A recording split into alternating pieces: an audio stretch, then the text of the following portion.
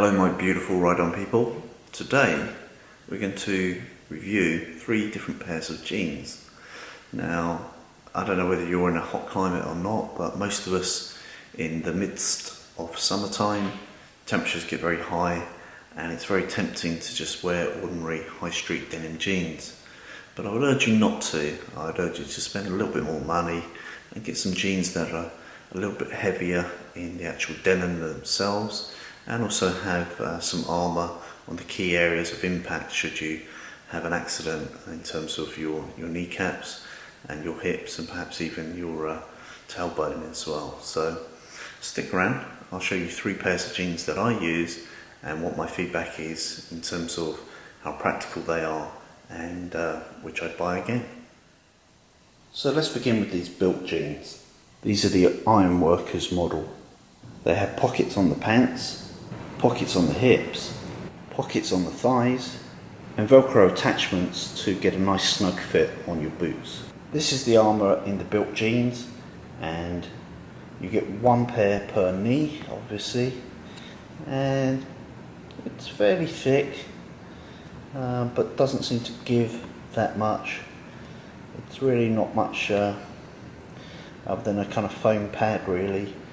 It's not quite up to the spec of the current armour in most jeans.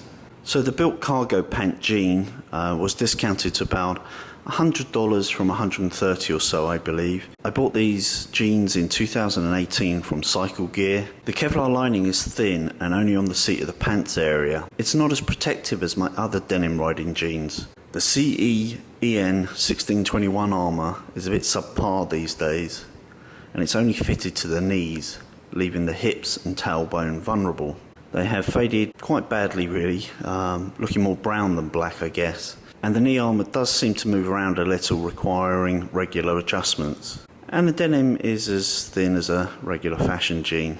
They do have pockets everywhere, which is brilliant, and the cut is generous, making them both practical and comfortable to wear. The boot cut helps airflow on hot days, and nothing has torn or worn out, and they really do represent great value for money 2 years on. This is the Planet Knox Studio Collection Richmond tapered jeans. Features pockets on the pants, features pockets on the rear, and 2 hip pockets. This is a stretch denim pant, and so it looks slightly a weird shape hung up because obviously it's going to stretch over your body. One of the major pros of the Knox Richmond is the Kevlar lining runs the full length of the pant, all the way from the waistline all the way to the feet. Knox use their own proprietary armour in the knees and the hip area, and this is what the armour looks like. It's fairly thick and it feels like it compresses at a linear rate, a bit like D30, but I would say not quite as good as D30 armour, particularly the level 2 stuff over the level 1. But on the whole, they have a good reputation for armour and they feel pretty substantial. The denim is complete stretch and this makes them very comfortable to wear. The Planet Knox Richmond Jeans Mark II is a new product for 2019. I bought mine on the web from England and they cost £125, which is $155 plus a further $30 for shipping to the States. The stretch fabric can crinkle in places as the cut isn't perfect for me, and I'd have preferred a boot cut or cargo pant option. It has no coccyx protection, and the extensive Kevlar puts these on the warm side. The hip armour is wide, but it's not generous enough in the height. They are extremely comfortable to wear, which really helps circulation on the bike. The pockets are deep. Knee armour can be adjusted from the outside while wearing, which is a major pro. The denim is heavy and there's full top to bottom Kevlar lining. Knox do have a good reputation for spine protectors and their own armour feels pretty substantial. These are the Klein K52, as they call them. It looks pretty much like a high street jean. There's slight fade lines across here which look quite nice. I'm not sure the camera will pick that up, but it's a fairly good looking jean. The Kevlar lining is fairly generous on on the hips and the seat, but it just kind of goes down to the knee area and is a little bit lacking at the rear here. So it's pretty good on the buttocks, but actually on the inner side there's no Kevlar lining. Unusually this features a coccyx protector, which is a really nice touch, but unfortunately they've shortchanged us a little bit. This is not D30 armour, it's just regular foam padding. Better than nothing, but I wish they'd actually kept the D30 consistent throughout. In the hips and the knees we're looking at proper D30, and that's really nice to see. There's nothing really better on the market than D30 in terms of impact. It's very soft initially, and then it firms up very, very quickly the harder you push into it.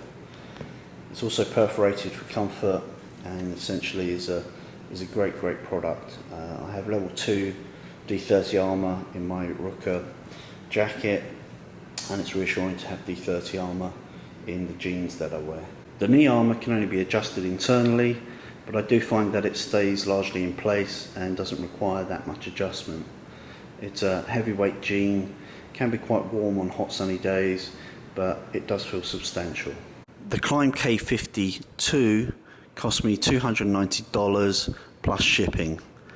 I bought them from Revzilla in 2018, but they should be available directly from Klein. They do cost serious money.